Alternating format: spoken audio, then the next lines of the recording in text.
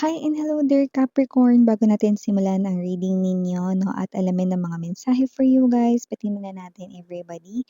Hi new viewers, my name is Yan. Welcome new subscribers, returning instant buyers. Thank you sa inyong walang sawang love and support for me Puyaters. Thank you so much. Ito nga wala tayo ditong gender ha, babae, lalaki, LGBT, lahat ay welcome. Pwede rin pong i-switch ang roles dahil possible magpalit dahil general reading ito.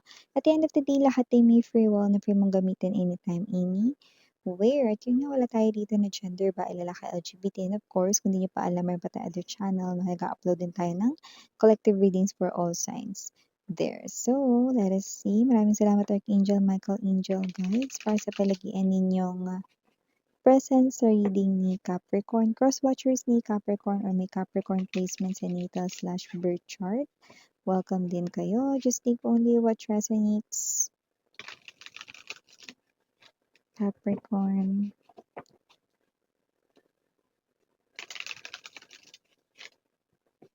Capricorn.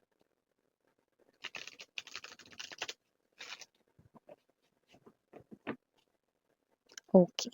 So, let's go ahead and check these messages para kay Capricorn. So, guys, meron kayo ditong energy ng Queen of Earth, Nine of Water, Emperor, Ace of Water, Page of Earth, Eight of Air, Messenger of Air, King of Earth, Eight of Earth. Meron ako nakikita rito, no, na dinidistract kayo sa inyong work. Huwag kayong magpa-distract, sitwasyon man yun or tao. Tuloy-tuloy lang kasi meron ditong kaperahan. Pwedeng sa career niyo yan or sa business ninyo, no. Kino-confuse lang kayo nun, no. Tao yan or sitwasyon yan, no. Meron ditong energy ng more money na parating sa'yo. So, huwag kayong magpa-distract. Okay? Tuloy-tuloy lang. Yung iba baka yan ay promotion na binabanggit dito na may tao ditong humahadlang or whatever, no? Huwag kayong magpa-distract sa kanya. Okay? Ang ending, inyo pa rin itong Eight of Earth na ito. No? Itong money goals or success goals ninyo, this is worth celebrating. Okay? So, maliban dyan, excuse me, ang tagal nyo na parang naghahanap ng person na magpapatibok ng puso ninyo. Finally, this person is here. Nine of Water energy. And this is not just a person here. This is someone who holds a very respectful na posisyon sa kanyang life. Doesn't have to be na owner siya dito ng negosyo or ng mataas na establishment or siya ay may mataas na rank. Pwede naman yun. Pero kung sino man tong energy na to, na this person here ay someone no, na makikitaan mo rito ng lahat ng mga hinahanap mo sa isang person.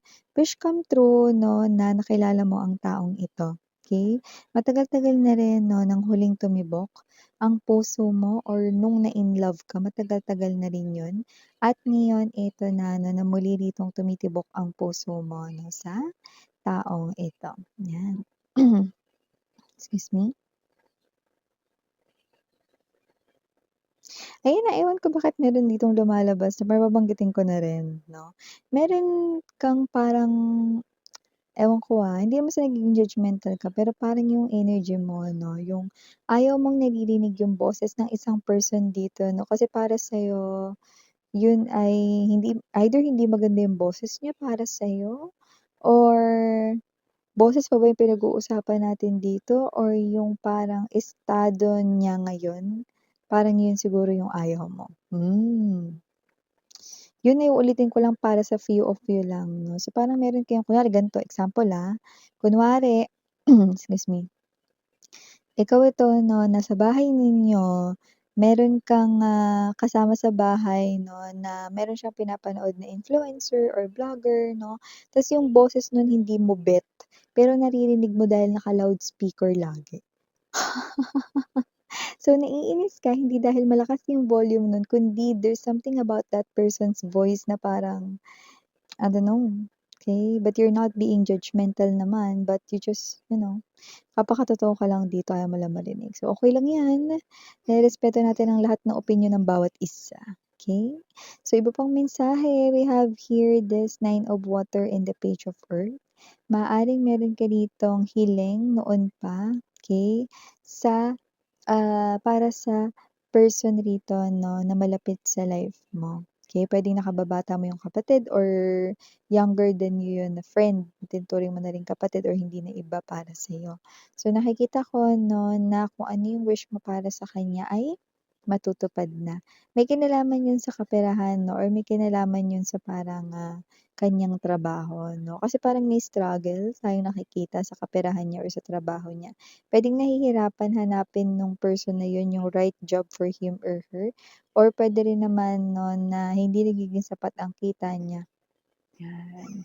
Dahil hindi na iba yung tao na yun para sa'yo Capricorn, na nakikita ko rito 'no na yung wish mo para sa kanya ay matutupad, 'yan. Queen of Earth energy ay ang energy mo naman rito mga babes 'no, na maaaring meron ditong golden opportunity na paparating pa lamang sa'yo. Wow! Kung ano yung golden opportunity na yan, nakikita ko rito 'no, na meron kang mabibili na something expensive or yung mahal na gusto mo na mabibili mo na. And not just one, pero puwede ring 2 or 3 pa nga. Wow! Yung golden opportunity na yan ay nakikita kong paparating sa'yo 'no, sa mid-2026, ang sarap sa feeling na nabibili mo yung bagay na gusto mo 'no, tapos hindi lang isa 'no, puwedeng dalawa pa or 3, 'di ba? So, gano'ng klase ng energy, okey? Pero siyempre 'wag niyo kalimutang magtabi. Mag-save ng money pa din. At yun nga Capricorn, nakita ko dito 'no, na kung single ka meron ditong dalawa kang option, okey? Hindi ko naman nakikita na ex mo yung isa, actually parehas ngang bago yung option mo sa love. At nakikita ko dito 'no na, yung isa ay posibleng kaibigan mo, okey? Or katrabaho na kaibigan mo rin, may gano'ng klase na energy, okey? So, whatever the case may be, samantalang yung isa naman ay bago talaga, bagong person, okey?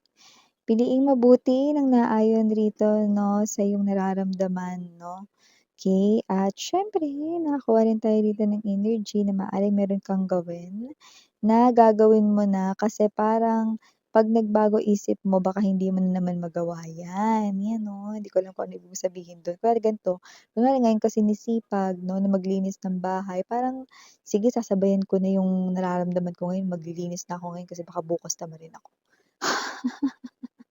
Parang gano'n. But it could be other specific reasons, okay? Parang may gagawin ka na kasi parang nawala na yung eagerness mo na gawin 'yan, maaaring ma-pending na naman 'yan. Okay, yung iba may kinalaman daw 'yun sa personal life mo, puwedeng sa love life, okay? Kunyari magko-confess ka na ngayon ka parang ginaganahan mag-confess, then magko-confess ka na agad kaysa magbago pa yung isip mo, yun oh. Oo, meron ditong energy na maaaring maging busy ka sa mga darating rito 'no, na mga linggo sa inyong trabaho. Kung ano man ito, mabibigyan ka rin naman ng reward or incentives diyaan, yung nakikita natin dito. Okay. Speaking of ex mo dito, Cups, nakita ko dito ng energy na wini-wish ng person mo rito 'no, na i-unblock mo na siya para naman ma-message ka niya rito. Kasi kung sino 'tong energy na 'to, importante daw yung sasabihin niya, pero nakita ko dito kung ano yung importante na yun. Yun nga ay ang sasabihin niya sa'yo na miss ka na niya, hindi ka mawala sa isipan niya at mahal pa rin kita. Ote. Sinabi mo na miss yan, so hindi ko na kailangang marinig sa kanya. Pero excuse lang yun, siyempre gusto ka niya ritong makausap at mag-chat-chat kayo. Pero siyempre nasa inyo yan 'no, kung gusto niyo siyang ka-chat, okey? So ibig sabihin blinak niyo siya 'no, yun nakita natin dito. Okey. So maliban diyan, may energy rin dito 'no, na may posibilidad 'no, na ikaw dito ay mag-leave, 'yan, mag-file ng leave, okey? Dahil ewan ko may pupuntahan ka ba rito na ibang lugar, bakasyon ba 'yan or baka may aasikasuhin ka, 'yan nakikita ko dito. Pero hindi ko nakikita na mamomroblema ka sa araw na 'yan 'no, mas mataas yung chance na mag-e-enjoy ka. So, puwedeng gano'n, may bakasyon ka diyan or yung aasikasuhin mong personal parang, um, para ka na ring bumiyahe at rest 'no, nakapag-regenerate 'no, na-refresh ang iyo ritong isipan, gano'n. So, may gano'ng klase ng energy. O may naghahanap din pala sa'yo 'no, pagdating dito sa opportunity, parang kilala ka bilang may talent ka dito. Kung sino man ito, kilala ka na niya dati pa. So, alam niya 'no, na may ganito kang klaseng talent 'no, pero parang hindi siya masyadong sure. Kasi puwedeng yung talent na ito ay nakita niya sa'yo nung high school kapag nag-aaral ka pa gano'n 'no. So, parang ang tagal na 'no, parang hindi na siya sure kung 'yan pa rin yung talent mo or whatsoever 'no. So, nakita ko rito na yes, oo, gano'n pa rin yung talent mo. So, hindi ko alam kung ano yung tinutukoy niya na yun. Puwede rin kasi na ito ay may kinalaman daw sa creativity. So, puwedeng ito ay may kinalaman sa sketching, drawing, baka magaling ka do'n, painting, 'yan, okey? Or yung iba naman dito baka naman ito ay sa music 'no, sa musical instrument, particularly, yes, okey? So, just take only what resonates here 'no. So, hinahanap ka niya because of your talent, okey? Alam niya 'no, na yung talent mo na yun ay yun. So, definitely hindi na siya rito naglo-look around sa iba pa, okey? Ikaw yung kanya ritong, naiisip agad. Okey. So, maliban diyan may energy rin po rito mga babes na yung iba maaaring kayo ay lumipat ng work or lumipat rito ng negosyo or magpalit ng negosyo 'no, bago mag-bare months ngayong taon. Go lang! Kasi nakikita ko rito magpapasok 'yan ng malaking kita sa'yo. Ay bongga, bongga 'yun guys 'no. So dun tayo sa malaki yung kita 'no, at least nagbago ka rito 'no ng, isipan 'no dahil nagkaroon ka ng idea kung paano mas kikita pa more. Good, 'di ba? So maliban diyan may energy rin dito 'no, tapos ewan ko bakit nakita kong daming tao dito, ewan ko sali ka ba sa fun run? Or attend ka ba ng concert dito or whatever 'no, maraming tao dito. Puwede rin naman na ito ay outing or whatsoever 'no. Pero kung ano man yung nakikita ko na 'yan, maaaring diyaan mga babes 'no, ay meron kang mapulot na importanteng bagay 'yan 'no. Ay babalik ko rin naman yun miss 'yan, eh. Actually, hindi yun meant para ibalik, 'yan. Ano yun miss 'yan, nakaka-intriga naman. Puwedeng pera siya, sabihin natin 2,000 ang 2,000 miss 'yan, hindi 200. 'Puwedeng libo 'yun pupulot mo, wala namang pangalan 'yun, nilalagyan ba ng pangalan ng pera ngayon? O kaya may mapupulot ka rito 'no, na sabihin natin na branded na pitaka, kahit walang laman branded 'yun, 'di ba? Gano'n yung nakikita ko rito, either expensive 'yun or either pera 'yun tapos nakabalonbon. It's not meant to return kasi walang pangalan. Like sabihin natin 'no, Kate Spade na coin purse, 'yan. Wala ngang laman na coins pero Kate Spade na tunay 'yun, 'yan, oh. Maaaring at first isipin mo ay baka ito yung, class A na ganito, ganyan. Hindi, yun ay legit, you know. So, sa'yo na yun. Okay? So, just take only what resonates. Okay? So, parang lucky na rin yun for you, Capricorn. Okay? So, nakakita rin ako ng energy rito, no, mga babes, na meron ditong posibilidad, no, na kayo rito ay mag-message sa isang person na parang may kaba, ewan ko. Hindi ko naman nakikita na sa love life ito. Baka meron lang kayo ritong gustong i-transact related sa iyong work or profession. Pero kung ano man yun, nakikita ko dito good news ay coming diyan. Okay? Pero kakaba-kaba ka.